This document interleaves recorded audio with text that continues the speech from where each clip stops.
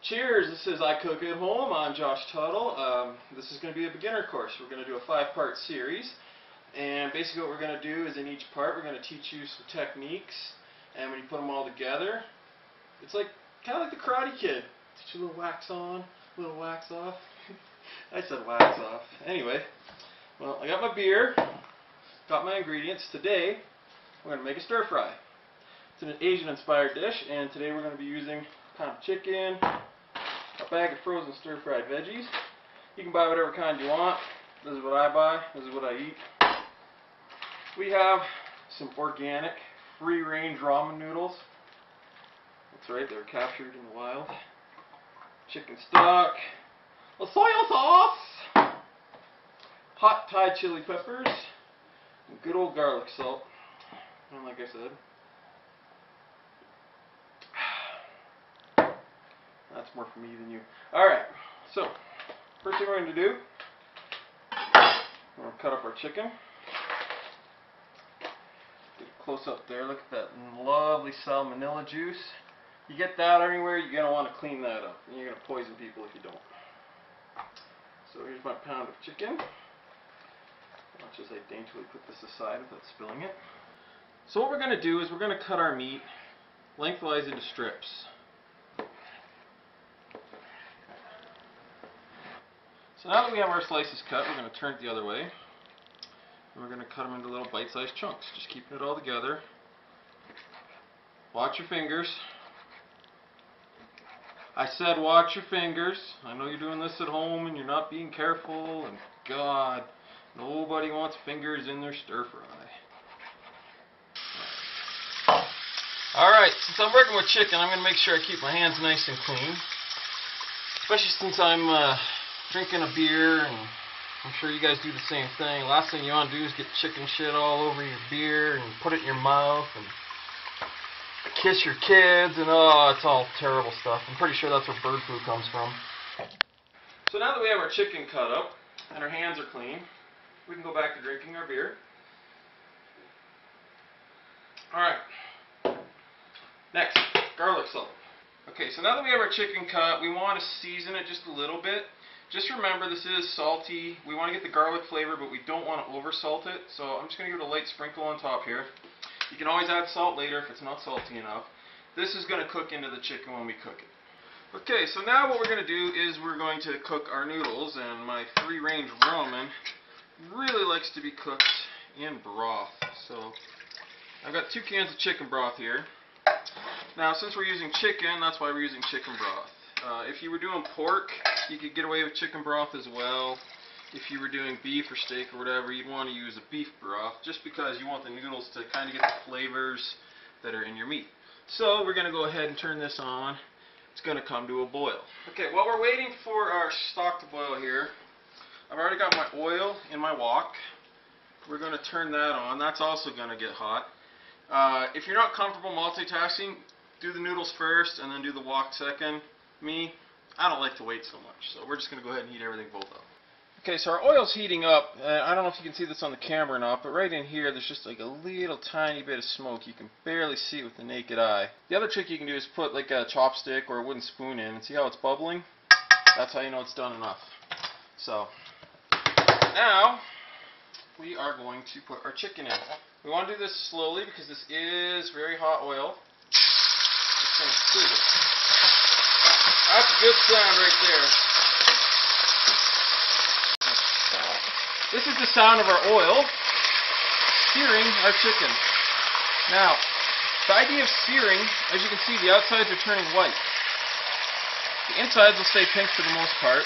What we're doing is we're basically creating a nice crispy texture on the outside, and it's also going to seal the juice into the chicken, so it won't dry out very easily.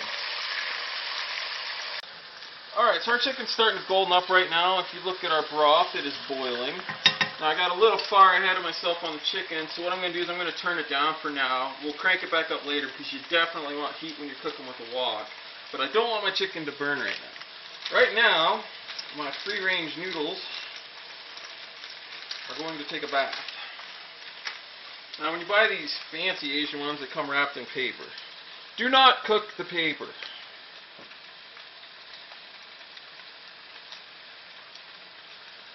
when we put the noodles in, we kind of want to fan them out because they do have a habit of sticking together when they're clumped. That's because the noodles are made out of flours and other starches, and as soon as they get wet, they turn into a paste. And well, anybody who's ever sat next to the weird kid in kindergarten class knows that paste sticks. Okay, so now I like this to be a little spicy, so I'm going to use these Thai chilies. You could use any red chili if you want to add flavor to it, like a chili piquin or just crushed red peppers, or you don't even have to do it if you're not that keen on spices. So what you want to do is just take a little pinch, a little goes a long way. Put it in your water, your broth, whatever. It's going to cook in. Give it a few seconds. And then I want you to just take a little taste. See, that's not spicy enough for me, so I'm going to go ahead and put in a little more. BAM! So we're going to do the same thing. We're going to stir it up. We're going to let it sit a second. And the key is, anytime you got something you can taste safely, like unlike raw chicken over here, this is safe to taste. So we're going to keep tasting it until we get it right. Yeah, that's the kick I want. Now look at this chicken over here. See how it's getting golden brown? That's going to give a nice little texture. Not crunchy, not crispy, but just a little something. And the insides are going to be wonderfully juicy.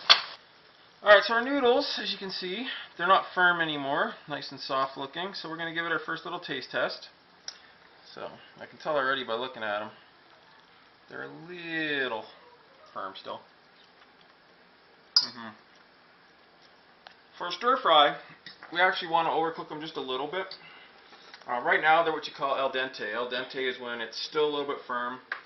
And if you're doing an Italian pasta or whatever, normally you put your sauce on it when it's like that and it would finish cooking and suck the sauce in. With this, we kind of want to go the other way. We're already cooking it in our sauce. What we're going to do is we're going to throw it in the stir fry later and sear it. So if it's a little softer, we're actually going to re-harden the outside by searing it and essentially caramelizing it, which brings out a little bit more sweetness in the noodle. So we'll give that a few more minutes here, and it'll be ready to go. Okay, so it looks like our noodles are done. We're going to go ahead and turn the heat off of there. Give them a taste just to make sure. But in my experienced, wizened old man eyes,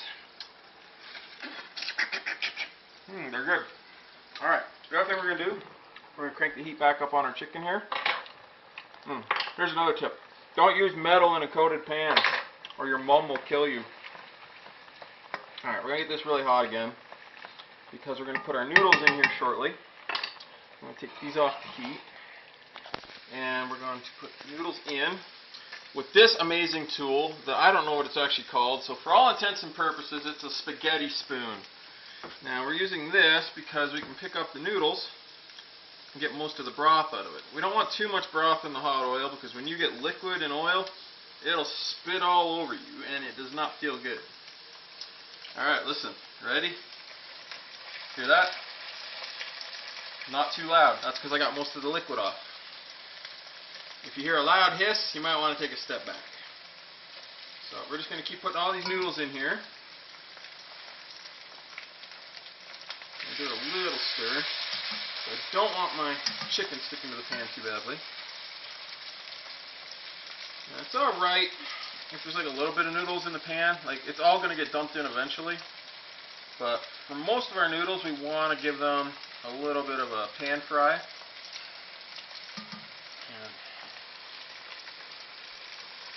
Now we're going to teach you a new technique. This is called stirring. Oh wait, that's not a new technique now, is it? Alright, this is a tough one, so we're going to need a drink. We need to warm up. This is called sautéing. Now, it's not as hard in a wok. That's why I'm teaching you it with this recipe first. The big sides of a wok, as you can see, I can shake the crap out of this thing and nothing's going anywhere. But we're going to go in circle shapes like this, and we're just going to give it a little flip. See how it's kind of moving? We're just going to build up a little more power each time until we're comfortable. And there we go. The whole pan flips. So we're going to flip the noodles.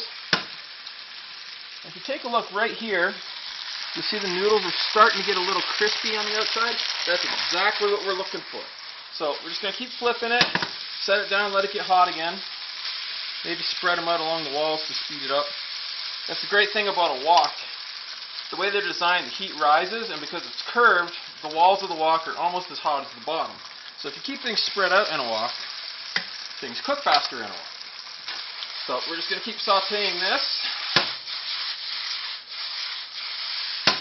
Everything's starting to look real yummy here. Now, feel free to use your spoon if you're not comfortable with sauteing, but I got to tell you, if you learn how to saute, and you get things flipping up in the air, and it looks really cool, nothing makes you feel like a real chef. Quite like flipping things in the air. Alright, that's starting to look real good. So now, we're going to introduce vegetation.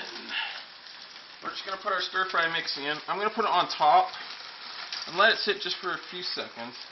The reason I'm doing it this way, as opposed to just stirring it all up right away, frozen vegetables are obviously quite cold. So if I get them into the bottom of the pan, it's going to make my pan cold too, and it's just not going to cook as nice as I want it to. Because I did this at the same time, I get the cheater's bonus of having hot juice. So I can pour all this on here. Add a little soy sauce for flavor. Just a couple squirts, you don't need too much. And then, now that we've got all these warmnesses going, you can see my broth is starting to boil because I put it in while the bottom of the pan is still hot. So I just stir it all together nicely. And that's pretty much it. The vegetables are going to be really crispy because they're fresh vegetables, they're flash frozen. So just basically cook this until these are as soft as you want them. Right now they're a little hard, so I'm going to let it go for a while. If you happen to have a lid for your wok, you can cover it up. All the steam will get trapped, it'll steam your vegetables, it'll take even less time. But for the most part you're done. You just want to keep an eye on it, give it a taste every now and then. And when it's all said and done, put it in a bowl and eat it. Enjoy.